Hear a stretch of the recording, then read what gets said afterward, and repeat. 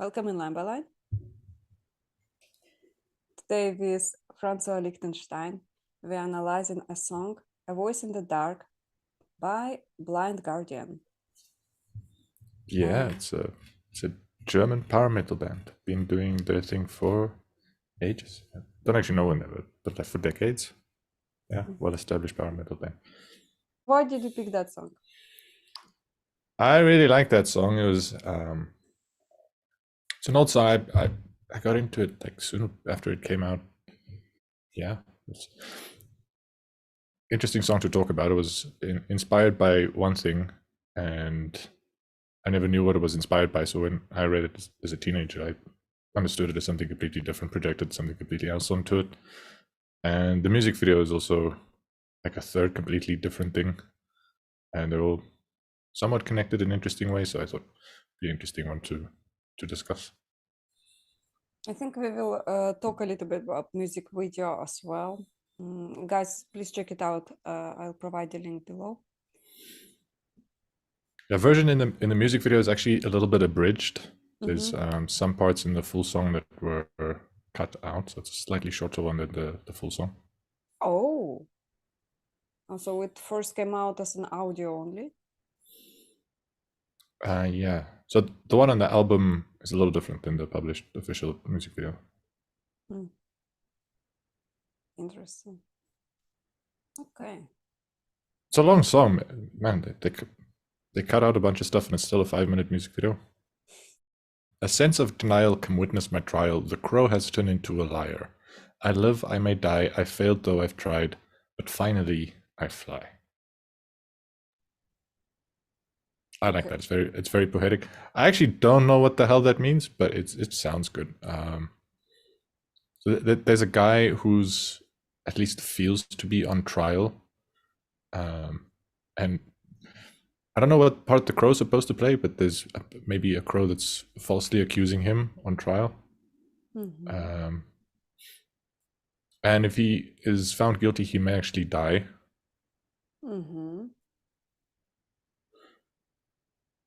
And he feels himself to have failed, but he's given it a good shot. And he flies. Now, the thing it was inspired by was Bran Stark having dreams while he was in a coma, visions in a coma. Oh, yeah. I remember that. Shut out Game of Thrones, for instance. Yeah, the Song of Fire and Ice by George Martin. R.R. Martin. George R.R. Martin, excuse me. How could I be so terrible as to forget? I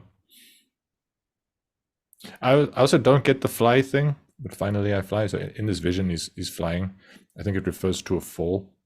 Bran Stark was thrown out of a window by... Spoiler alert. Is it a spoiler? It's just something that happens. It doesn't spoil the plot, I don't think. I'm sorry. You're falsely accusing me of spoiling something, and I don't think I spoiled anything. It's a joke. Okay.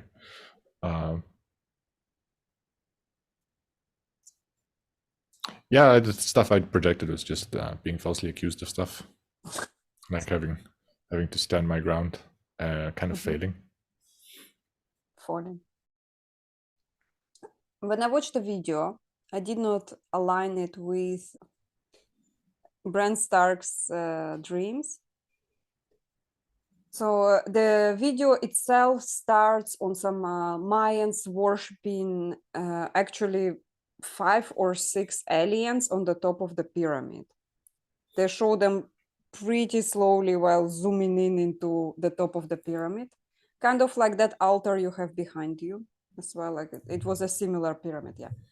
And so, Actually, and so like this one. This one. Yeah, it feels like sometime later,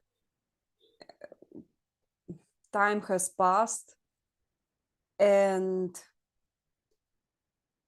deep inside the hole at the bottom of the pyramid, if you will look down there, there is kind of a well on top of the altar that goes all the way down to the bottom of the pyramid, or maybe underground.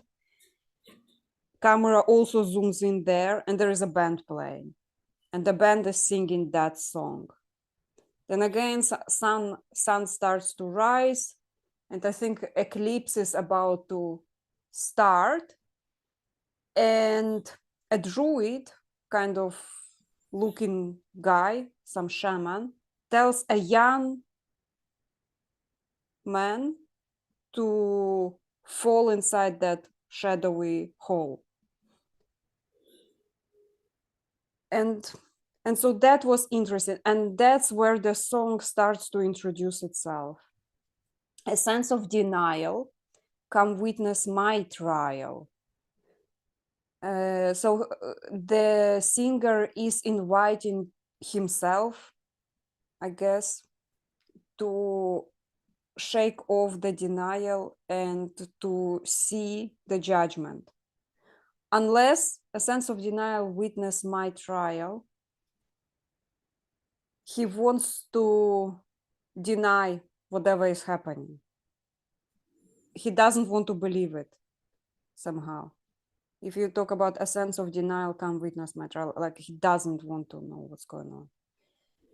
The crow has turned into a liar. So the crow was the bringer of news, and usually bringer of bad news. I don't know if it's in your culture, like in our culture, when the crow does that sound, wah, wah, wah, the crow foretells bad news. Each time you hear crows doing that, this means there is death coming. So the crow has turned into a liar. This means something is about to happen. The crow gives its warning, but he's like, I invite denial here, and the crow is a liar. I will leave, I may die. So he's like negotiating with himself. I have failed, though I have tried, but finally I fly. So it does translate into Bran Stark's dreams after he fell, but it also some internal turmoil that is happening for the author of the song, author of the lyrics. Attached a lot of different symbolism because, you know, it's easier to hide the truth this way. Yeah, so I guess it's open to interpretation, like who's in denial. If it's the author herself who's in denial, being tried for something that he's actually guilty of, and whether the crow is an advocate for him or a bearer of bad news. But like while he was speaking, I was thinking, if the crow is bringing bad news, then this trial of the author may not be bad news. So the author may be in denial about something that was bad and on trial for doing stuff that was bad. But the trial itself wasn't bad news. In the video, there are sort of two versions of the story, one in the beginning and one at the end. And in the first version of the story, the man who's told to descend down the shaft down the middle of the pyramid jumps face first voluntarily and meets with the band sort of singing wisdom at him at the bottom of the pyramid, where it's like a tomb with a bunch of wisdom, ancient carvings and stuff on the walls. And then later in the song's second version, he refuses to jump. He turns away from the well, and from the sun, a bunch of crows appear, and they push him down, so he falls backwards. And the second time he goes down, the band are all dead and quiet. And like one of the themes of the song is to pay attention to the voice in the dark. So like being in denial of the dark truths, the truths we don't want to see. Yeah. I also noticed as he was falling for the first time, he had seen the green light. He had seen the center of the galaxy. So I remember he was like kind of seeing the space. And kind of his spirit was able to connect with the lead singer as well. So there was this ancient connection that happened. And the second time when he was in denial, he's like, no, that's not my path. He was pushed by the crows who enforced. So I do believe crows do symbolize sort of bad news, and denial is when he doesn't want to accept it, but then that news overfloods him and throws him. But when he submitted voluntarily, when he listened to the wise druid and he's like, yes, I have to go into the darkness. And so he goes into the darkness, he tries to relieve it, he understands that's the truth. So he accepts the wisdom, he comes back. So I actually think he,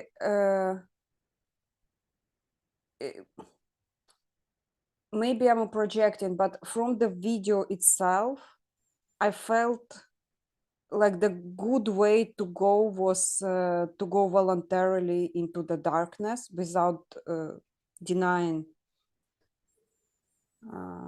because the truth will hit you like crows anyway, and will throw you there, and it will be way worse.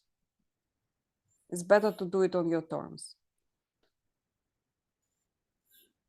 What do you think? Yeah, I like that.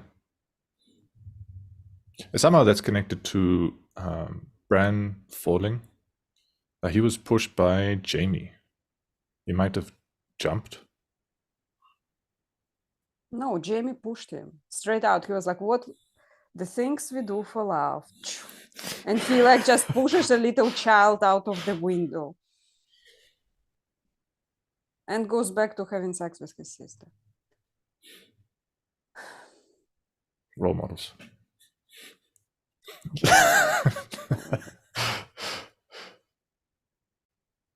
It's the fool who puts faith in false saviors. The innocent understand. He's still falling.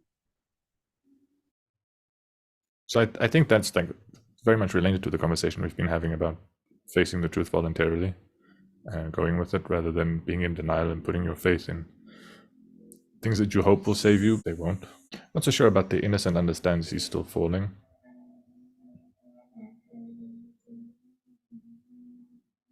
I mean, there's a I think they're trying to point to a kind of humility of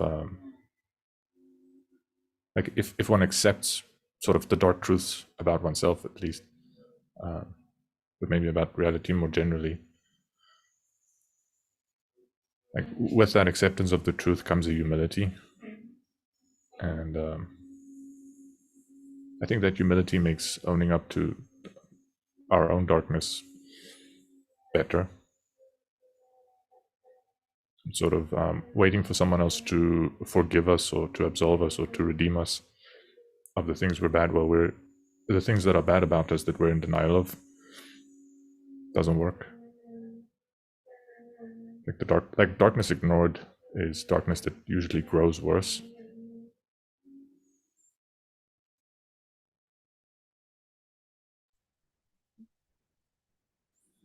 Ignored darkness overtakes us eventually.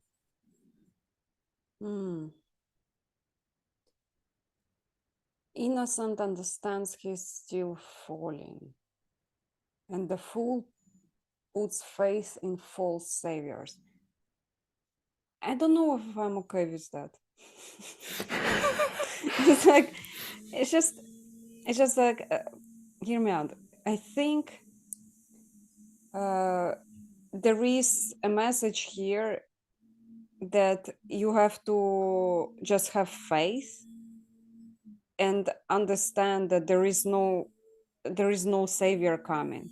You have to understand this. You have to understand that you keep falling until you accept everything voluntarily and start to like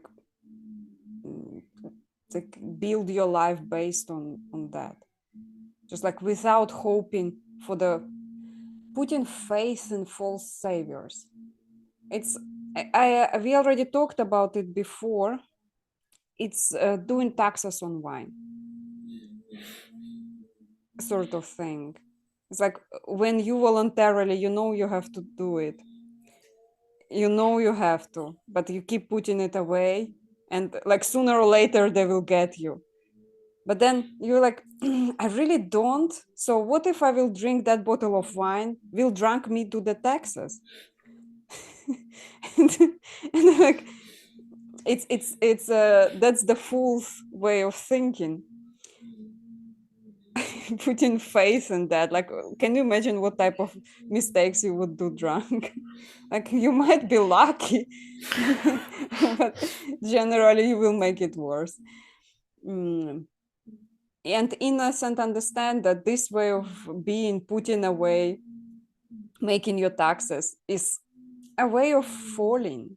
So you have to understand you're falling, you understand you are still falling, and then you start actually putting faith maybe in yourself or whatever other druid you do that you have advising you. I like Totally your project.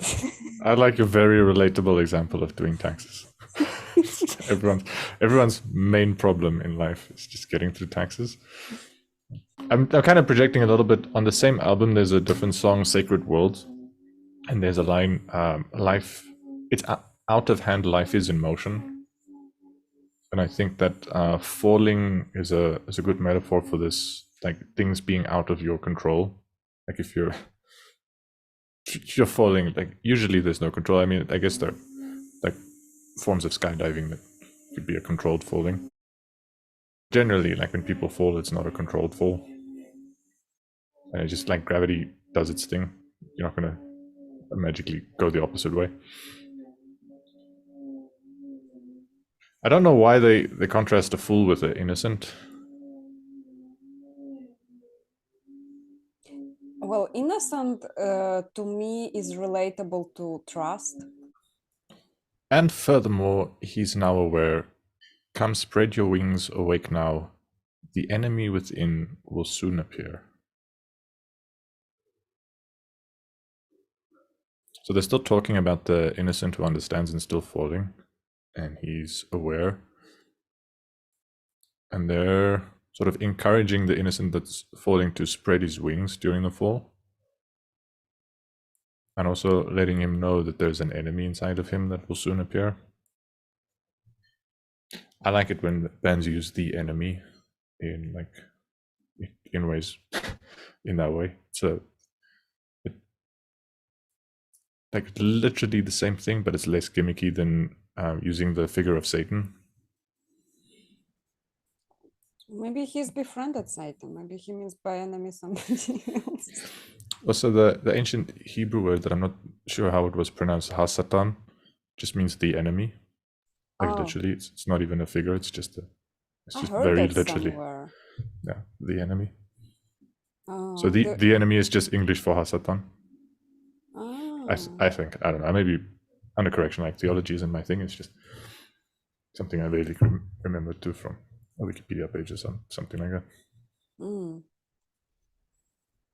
It's interesting because there is enemy is somebody different from you, and so people are taught if it's connected to Satan as well, and you basically learn to hate things that are different from you.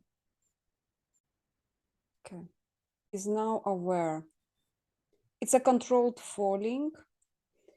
It's like facing the darkness or bad news willingly, and knowing all the stages you have to get through in order to incorporate all those bad news, accept it. So it's like getting ready. You can fall, but you can be ready for the impact, let's say. Or you can fall and not be ready. And there's two different things maybe implied. But not literally. I think both times the result of falling. Although I've seen people dive with those suits when they are ready for the fall. It is also a thing. if going with that analogy, people dive in controlled fall, so they have those special suits, and the moment they get closer to Earth, like when the fall is over and they have to put their feet on the ground, there is this massive amount of fear happening, and that's the enemy. It's like just before you hit the ground, you don't know what will happen. Like you try to slow down, you have trained for this, you try to, you know, you will have to run if you like when you finish skydiving, you cannot just land, you have to run, you have to start very fast running. Yeah, I'll see how it lands, that analogy. Yeah, so like it's when they say the enemy within will soon appear, they're foretelling the future, and like they know that the fool or the innocent or whoever they're talking to, the person falling, it might be the author self, that there will come a time where they will be their own worst enemy.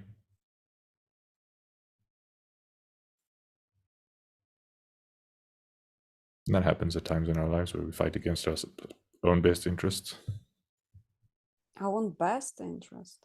What does it mean when our own best interest does not align with our worst interest? Like, for example, we really want to play video games, like really, but it doesn't align with our best interest, which would be to go outside and start, I don't know, doing exercises under the sun or whatever. Like,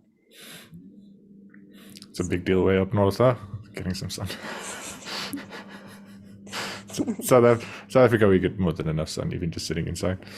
Okay, so it's like our best interest is to get some sun, and our best interest is to get some sunscreen and not get skin cancer from all the sun. Oh. But yeah, so we can have interests at different timescales and also different kinds of interests. And the interests that most pull our desire in the moment, like in the right now, may be an interest that would sacrifice a bunch of other interests over a longer time period, or just even just different kinds of interests. And yeah, like video games is one example, but sort of aching for the love from a wrong person to get love from can be another example. Very relatable for a lot of people.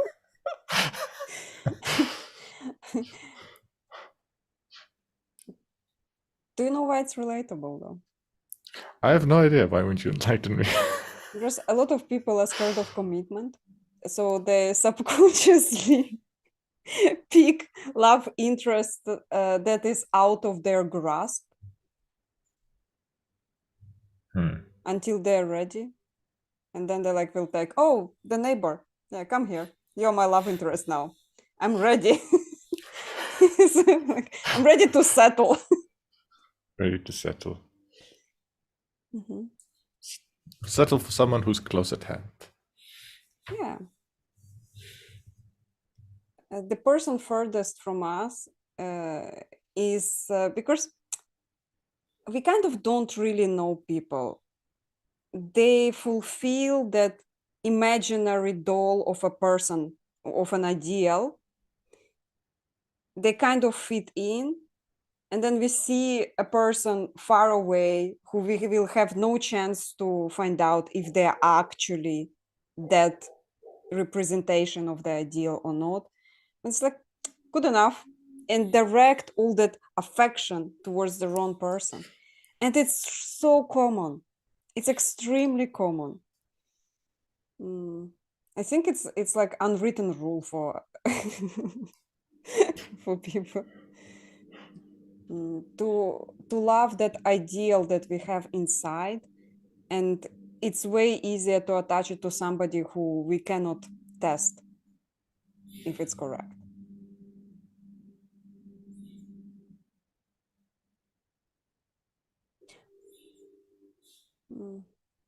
Also, wrong people are usually way more interesting than available.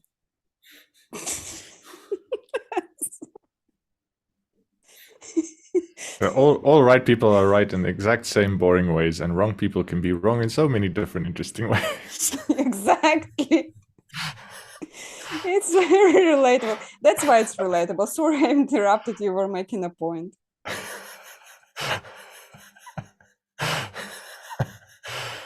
Yeah. I was just saying that, like,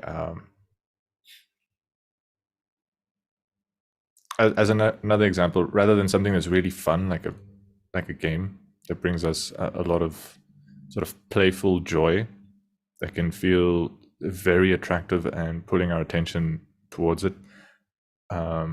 Giving our time and attention to that thing may be not in our best interest, in the sense that not in our long-term interest, and not holistically covering all of our interests, sort of satisfying one type of need at the expense of a bunch of others in a way that's not really worth it. And yet we may feel really pulled to do that. Like a similar thing to that playful thing, I just wanted, like, another way that happens is when someone we feel a lot of affection for pulls our attention, and we may feel motivated to give our time and attention there in a way that pulls us away from doing things that would be more holistically in our interests, meet more of our needs over a longer period of time at like different time scales.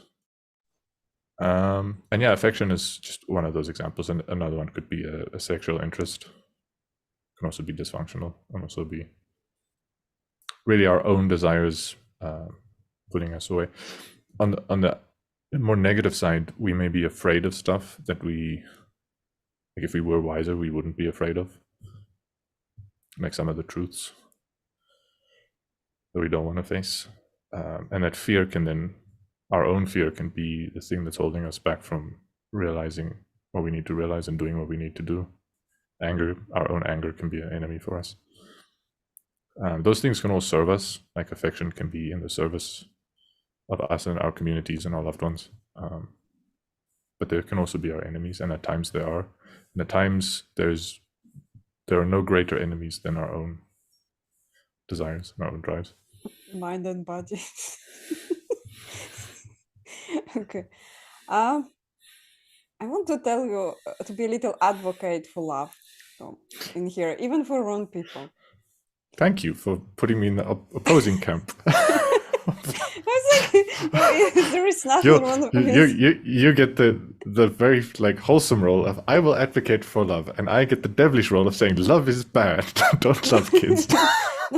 No, what do you mean is like, let me strawman a little bit. So I heard the implication that love directed at the wrong person is a waste of time. Did I hear it correctly? It can be, like, what I implied was it can be worse than a waste of time. It could. And I want to tell you something. As time goes by, there was this old writer. He was like, I think he was 90 or something. And the journalist asked him, what would you like to do? Like, is there anything you planned for the future? And he thought, I would like to do many things, but I wish I could fall in love again. So that feeling in itself doesn't matter the object. It can be the worst possible object. But feeling love or in love or like sexual attraction, all of that, it dims with time. As we get older, it starts fading. The feelings, they are not as strong. As people get more experienced and more disappointed and more afraid, they never give in anymore. It's hard to find somebody, I fell in love like a boy. Like that thing, it happens rarer and rarer and rarer and rarer. And I have seen people who fell in love with the wrong person. Like the object is like irrelevant at the moment, but I have seen what it did to those people. The motivation, the laziest people would go on a treadmill and get skinnier, get healthier, get more beautiful. I think video games are waste of time, but falling in love, even with the wrong person, is actually good. But that's my experience. The send a sign when dead winter will come again. There, from the ruins, I will rise. What do you project here? Change, and how, like for new things to arise, sometimes old things have to die first. So, like in order to give our time and attention to something new, we have to take it away from something old. That lands on so many levels. Yeah.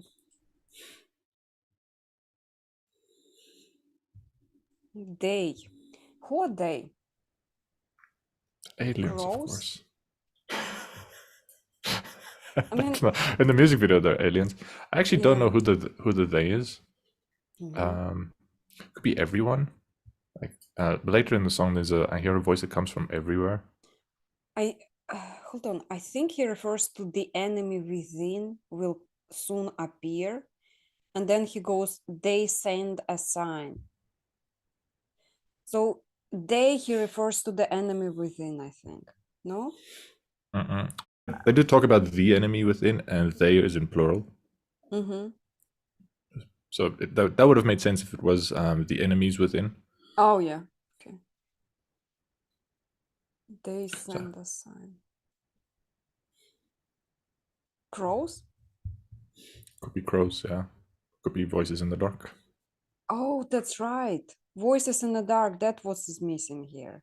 Was there in between the chorus with voices in the dark or That's not right yet? before. That's right before the chorus. Okay, so that's the voices in the dark. Right. Although they also say the voice, so like same argument would count for the enemy.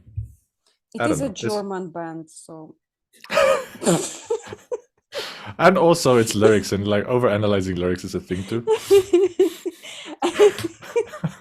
okay, guys, just let us know who are they? Who are they? Yes. They're the false saviors. How about that? Oh, maybe there is the plural one in the false saviors. Yeah, that's the only plural I think so far. So it might be refers to the saviors, false saviors. When dead winter will come again. So it was there already. So prophets of doom, so false saviors. Again, and in the video it was the solar eclipse and winter. So when sun is gone, kind of winter comes. Winter is coming. Yeah, I could feel the inspiration from Game of Thrones here. Big fan as well. There from the ruins I will rise. I do believe we need to read the chorus because it's unconnected, not in the context. So actually, if we remember that the song was inspired by Bran Stark, the tower he's put out of was the broken tower, so it was a ruined tower. And yeah, if he's dreaming about his fall and he's in coma and he wants to get back up again, wake up from his coma, it's maybe It's a broken tower, yeah. will rise from the ruins. I don't know. So they have this like slightly less symbolic story that they're writing a song about, making the song a lot more symbolic than the story. But we may be like projecting too much onto it and trying to read too much into it. I think that's what art is about. We attach more and more meaning into it. Thus, we create meaning. Mm-hmm. Cultivating meaning, even. We had to live our lives to be able to project. Right, so then the chorus. Fear the voice in the dark. Be aware now. Believe in dark wings and dark words. The shadow returns. Fear the voice in the dark. Be aware now. Black shadows, they hide and they wait, but they soon will return.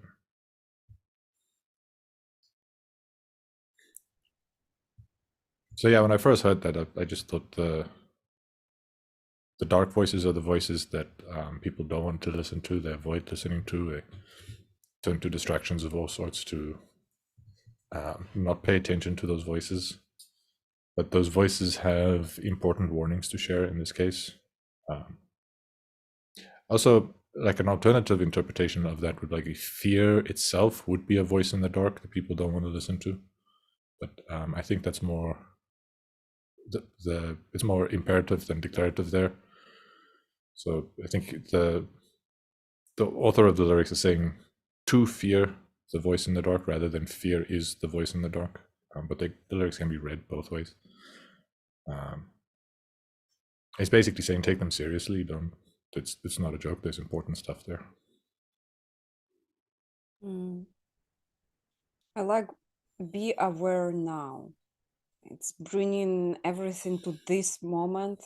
It's like my favorite phrase here. Aware now, and we also talked in the past about situational assessment. It's like knowing where you are, what's going on.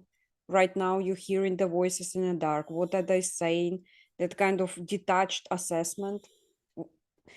I would not imply fear. I mean, he asks to fear, but I was like, no, try it without fear. Just analyze it without fear. Yeah, so like all emotions are interesting in that if they're mild enough, they can motivate us to do the things we need to do, and if they're appropriate in the context.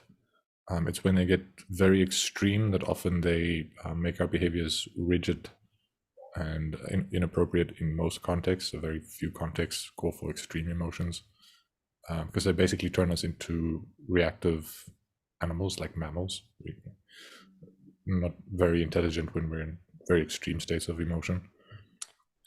Mm-hmm. So I think like maybe listening to one's fear, if it's kept at a mild enough level, be a good thing. Like fear can become a problem when it's extreme. It can incapacitate people's minds and bodies in ways that are unhealthy. In my cultures, crows are the bringers of bad news, but they also warn us as well. They're just trying to warn people. The way it's written sounds like a warning, so it made me think he voices whatever crows are talking about. So the crows come and they say, fear the voice in the dark, beware now, the shadows return, and like this sense of prophecy in it. Like crows are those birds that know the future somehow. They're connected to it. So that's what I attach to in here. It's just a warning, a prophecy somehow. Yeah, that I like that. And crows for they send a sign also makes sense then. Yeah. It will never be the same, and nothing remains. I can't find a way, but I'm facing it. Or there will be no savior. I kind of like that acceptance. It makes me think of Heraclitus, who was an ancient Greek philosopher that not much remained of, but there's a famous quote of his where he said, "You can never step into the same river twice." So it's like the river keeps moving and evolving. So the second time you step into it, it's a different river. And you're a different man. Yeah. It's not the same river, and you're not the same man anymore. It's, it will never be the same, right? Nothing remains. There is no savior. I remember I had this point in my life. I think I was like 16 or 17, something of that age, where I understood there is no savior. So I have to be my own savior. And it gave me such strong sense of empowerment. I was like, well, I guess I have to save myself then. Like, would make me work harder, like twice harder to achieve good things in life. Like that realization when you shed away the denial, it's amazing. And it came with accepting whatever crows we're talking about. So, but not a fear, actually, without fear, just assessing it really cold somehow, like accepting the winter. I can foresee all the pain they're about to creep in. Curse me, hate me, hurt me, kill me. Oh, they will rest no longer. So yeah, life hurts, man. Like,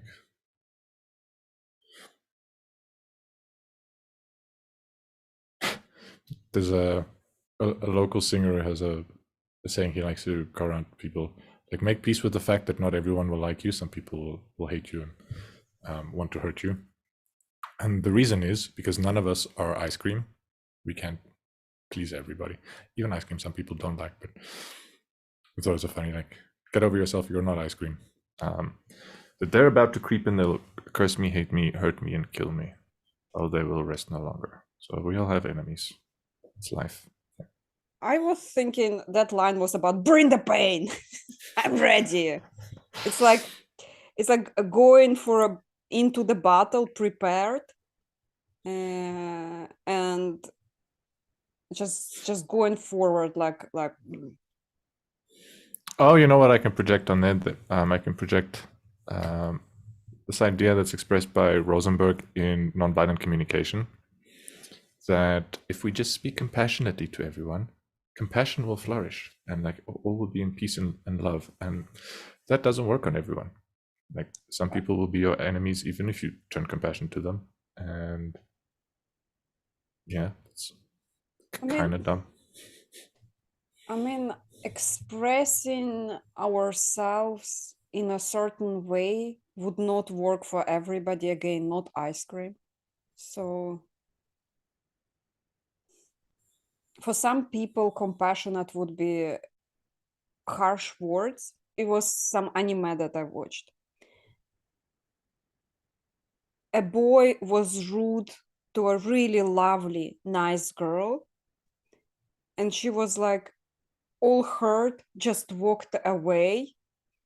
And the boy was like looking for a fight. And he comes to his enemy, let's say, and he said, don't you want to hit me? And he said, not at this moment. At this moment, you don't deserve to be hit. And he left.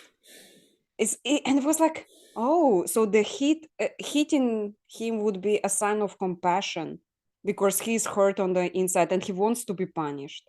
It's like, I will not provide you with that punishment. You deserve to suffer without punishment. So there are ways of compassion. For some people, compassion is actually the punishment. But if you just walk away and they don't receive it, that's worse. So there are different ways of compassion. Okay. It's when non-violent communication turns massively against you.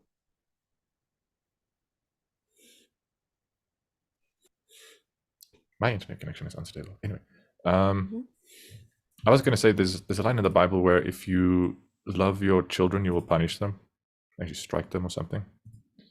And yeah, there's a sense that if a parent is indifferent to the misbehavior of the children, they just couldn't even be bothered to pay attention. Oh. That's like less loving than a parent who's disturbed by the misbehavior of their children and takes steps to correct their children's behavior. Even if those steps, like for me, like the only thing that would work is if my parents would hit me, like I wouldn't stop until I was hit.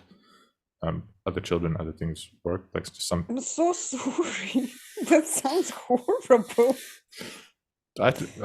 I grew up as that being normal. Trevor Noah has a joke about it.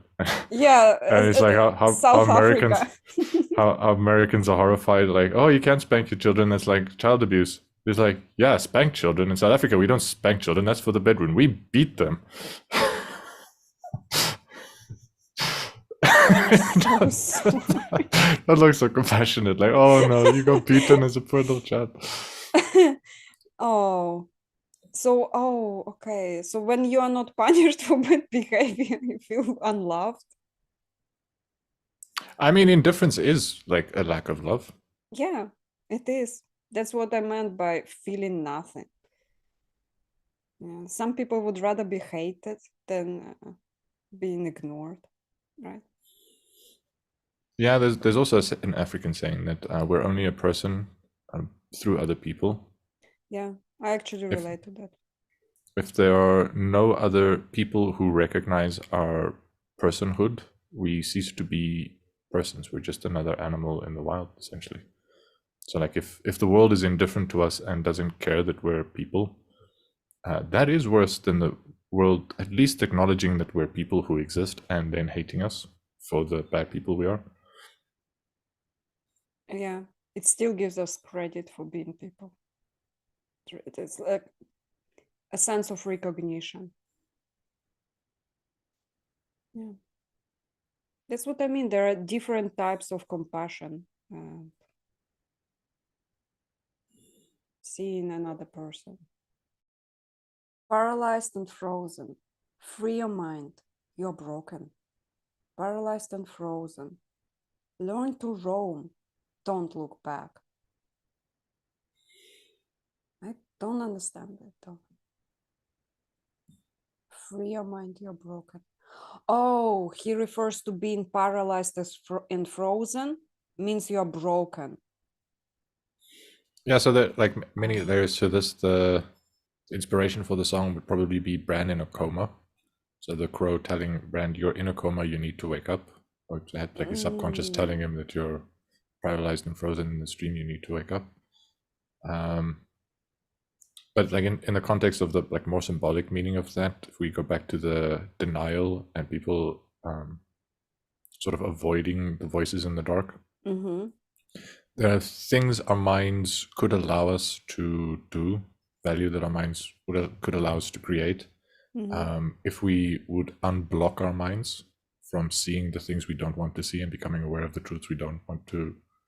So by avoiding, say, the voices in the dark and being in denial, we are paralyzing and freezing our minds, at least in part, blocking that part of our minds up, and it breaks our minds because then it like takes power away from our minds that it otherwise might have had. He's saying, learn to roam and don't look back. I'm thinking, sort of learn to roam reality rather than just the little pieces of reality you carve out for yourself that you like. And yeah, go forward. Don't look back. I think looking back is important sometimes. Memories are important. I think looking back is what keeps him paralyzed and frozen. And that is a call to move forward. And yeah, because paralyzed and frozen, it's lack of movement. And looking back is probably what keeps it in place, keeps him in place, like petrified. Learn to roam. So he has to learn it from the beginning without looking back. Movement is a sign of life. On stunning fields of mayhem, I will find no relief. It's just a dream. I wish that I could tell you. Yeah, it's beautiful. What does it mean? I have like project battlefields. I just see battlefields with like very impressively armed and prepared soldiers, and maybe even like a impressive landscape and impressive fortifications, and the mayhem of battle on it. So just all around very impressive, but also chaotic and awful. Yeah, there's a sense of awe and awfulness, like the stunningness and also the mayhem. combined together. And the no relief, I think, is linked to there'll be no saviors. I don't like thinking that life is just a dream. I mean, I understand that our minds are like dreaming machines, so even the thoughts and beliefs and perceptions we take to be most real are constructed in the same kind of way dreams are constructed, or very similar at least.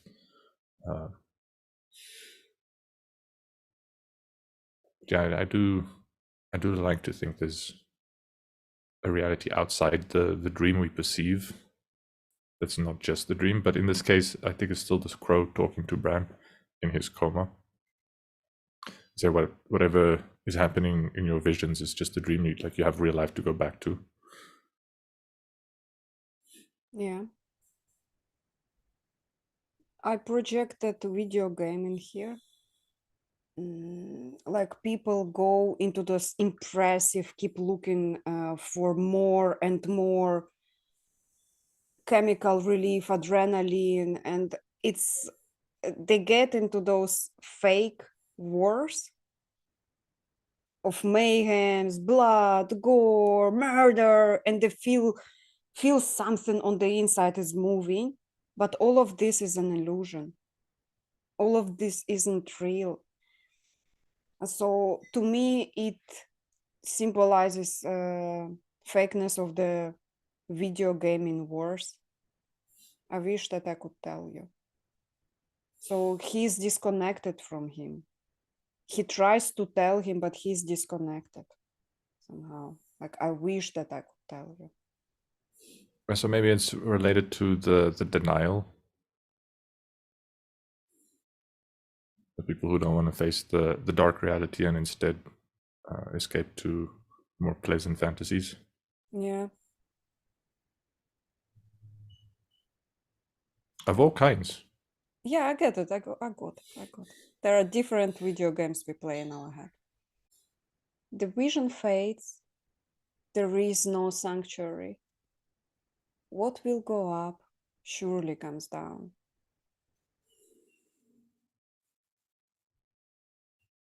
It's a male way of putting it.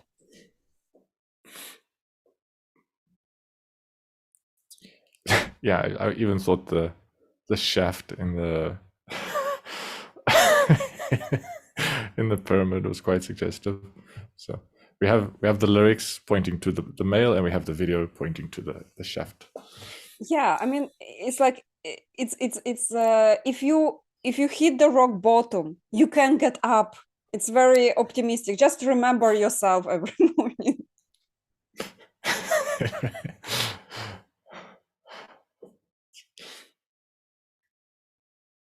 Yeah, please save me by saying something very bold and profound about it.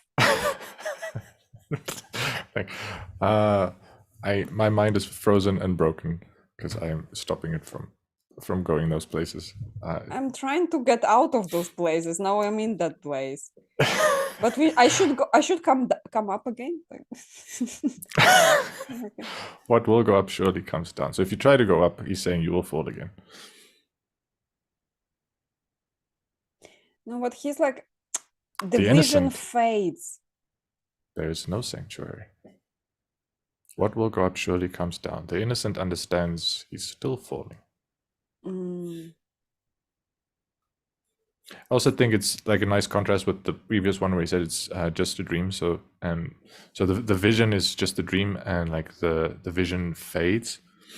It's like the vision is faded away and it gets intruded upon by reality, like this cold, hard reality that you can't avoid, like gravity, that just exists whether you like it or not.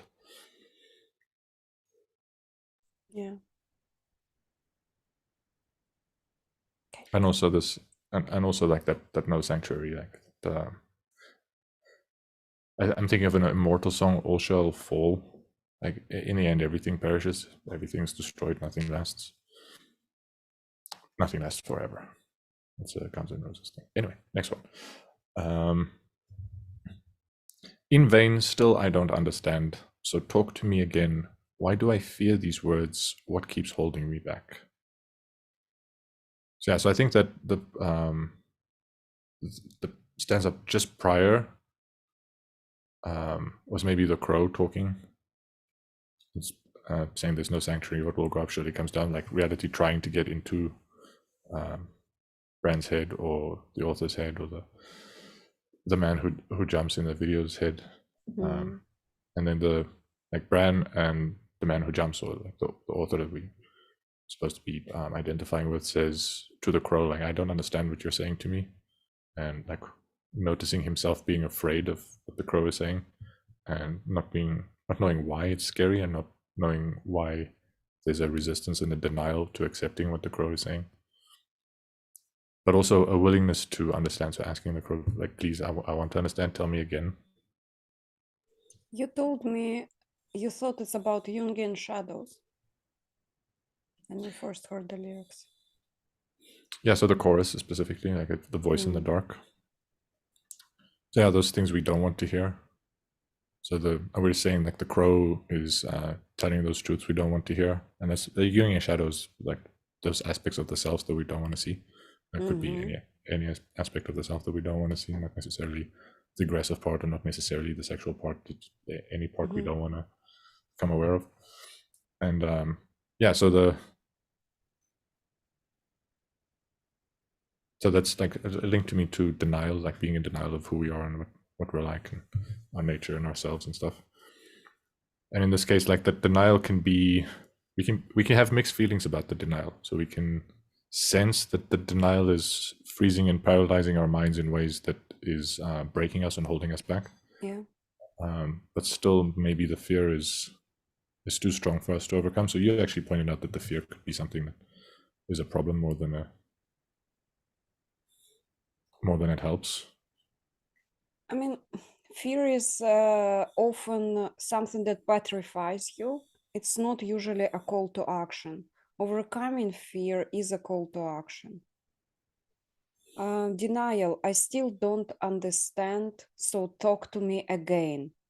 Why do I fear these words?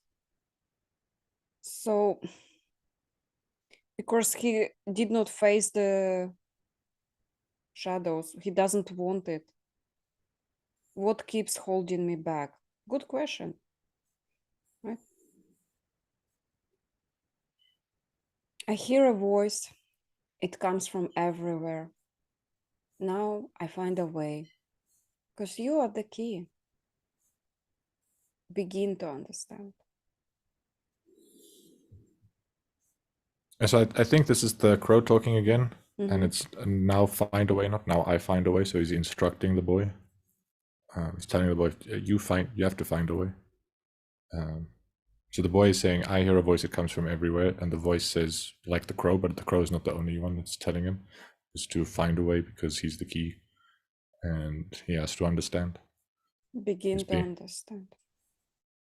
Yeah. Like you can't, like the innocent understands, the fool puts faith in false saviors. Like you can't really afford to put faith in false saviors. What you have to do is you have to understand. It's what the voice that comes from everywhere is telling the boy.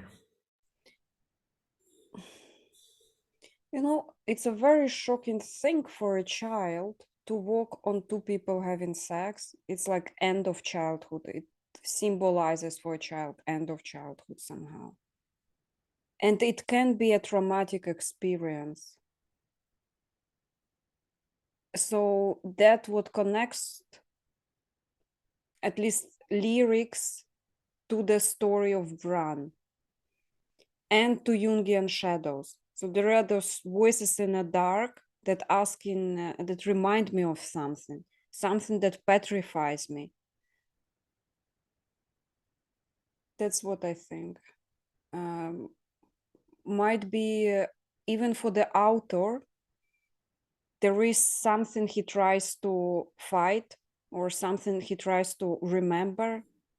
It's the end of childhood thing, growing up somehow. Begin to understand is a sign of growing up. I want to say something that I can project onto this that has nothing to do with the actual song, but that I want to talk about anyway. This I hear a voice, it comes from everywhere. Back when I was younger, like 10 years ago or whatever, when I liked the song, She said I was experimenting with drugs at the time. When something happened that broke my mind just a little bit for a while, that was like very distressing for at least a couple of months. I got over it soon enough. And I only recently understood exactly what happened, so I think I can explain what happened. When stoned enough, one enters like a dreamlike state where it's very difficult to keep track of the order of events. And so keeping track of causality becomes a little difficult, and it's very easy to misinfer causality. So one of the things that can happen when people speak in a group is ambient noises like music or like traffic noises or like a crowd making noises like a football match or whatever can synchronize the group on an emotional level, so that when there are moments in the music that are highly emotive, the group reacts with an emotional response in a way that's the same, at the same time, a similar emotional response. And something that happened was like I would notice while high that the traffic noises seemed to be influencing conversation in a way where I didn't understand that the traffic noise happens first, then that moves people emotionally, and then the emotions move what they talk about intellectually. I got a little twisted so that the traffic noises were a voice speaking stuff that was entering the conversation in a way that seemed magical to me. And I thought like spirits could synchronize traffic and people in the way that thoughts could then influence traffic, which they don't. Like it's the traffic influencing thoughts, but I was too stoned to get the causality straight. So for a little while there, I found like really schizophrenic, like the random traffic noises were trying to give me messages, like meaningful messages that I urgently had to respond to. And yeah, that was a bad time in my life. That was like some problematic mental health situation that took a while to heal from. But yeah, that I hear a voice that comes from everywhere is something that very experientially I lived through. It felt like every noise was a voice trying to give me a meaningful message in a way that is very delusional and dysfunctional. So I was psychotic for a couple of months at least. I don't know if it's psychotic though. There is a high openness state when you are high, and you have naturally very curious mind that looks for patterns. And so this is the one you found. I was convinced that crows actually send a bad signal as a child. And we did have a lot of crows, so I would wake up at 6 a.m. because we had a lot of trees behind my bedroom window. And every morning since 6 a.m. the crows were like, and I would not hear what they are saying, but just the noise itself was attached to a warning that something is coming. And it's like for a long time. And at some point when I was hearing, I was just like, shut up. And I was a child. I was not even stoned. There was nothing attached to it except, yeah, each time I would hear it, I was convinced that that's what's going on. I do remember as well throwing snowballs at crows from my balcony. So I went out to the balcony, I gathered up snow and was throwing snow at crows, to the surprise of my neighbors. It's just like, yeah, of course I wanted them to keep quiet. And the voices, it's not them actually, but that's my internal fears somehow, that I wanted to keep quiet, and crows were the representation outside of it. I think it's normal. I don't think it's a mental health. It was like a stage in your life while the brain was still developing. The descending ends. Now I know I won't fly again. On through the mist, I'm facing ground.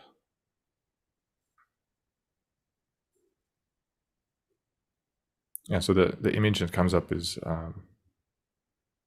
maybe Bran realizing he's not flying, he's actually falling. It's like a dream, a memory of falling from the tower, and he's can see the ground that he's about to land on. In the video, like at the end, like we said earlier, the man gets pushed face backwards, so he would be falling, not flying down. And yeah, also earlier in the lyrics, there's this: the innocent that understands is still falling, but the fool puts faith in false saviors. So like a recognition that, so maybe on the author's part, a recognition that he's still falling and not flying is like a regaining of the type of innocence that was prized earlier. Just interesting, like a maturity into innocence, whereas usually growing old and mature is associated with the loss of innocence. Understanding. Understanding versus denial, actually. The fool is the one who keeps being in denial. I think there is some conflation here, but there is always a reason for denial, and trauma, fear is a reason for denial. And innocence implies either accepting it or not living through it. I mean, innocence implies that the people who are in denial are guilty for it. Oh, like denial. Okay. In a trial. Yeah. So meaning.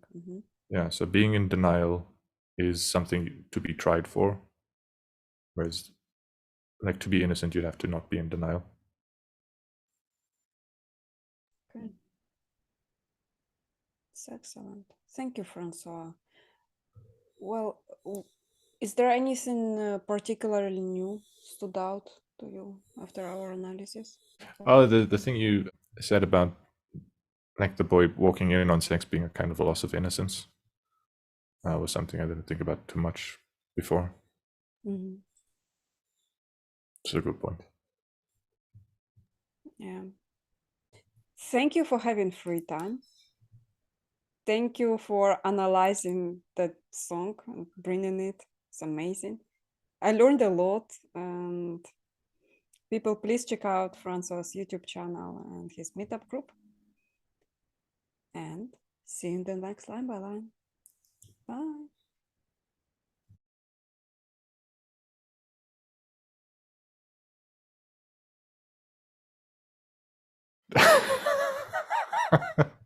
Damn it, you tricked me, Cara. Most like comment by Dara Magwijin. 6 years ago. Why does it look like Hansi looks like the most everyday guy ever? Like he could be your uncle or your boss, but he just happens to be the front man for what is arguably the best metal band of all time, if not the best band, period. I also want to know his vocal range. I've heard so many estimates, one of the most prevalent being 8 entire octaves. I want to buy that so badly. In any event, his vocal control is amazing. Just goes to show that you can never judge a book by its cover. With 710 likes. I love that comment. Excellent. And he does look like really, really average guy. Could be my uncle. Or your boss.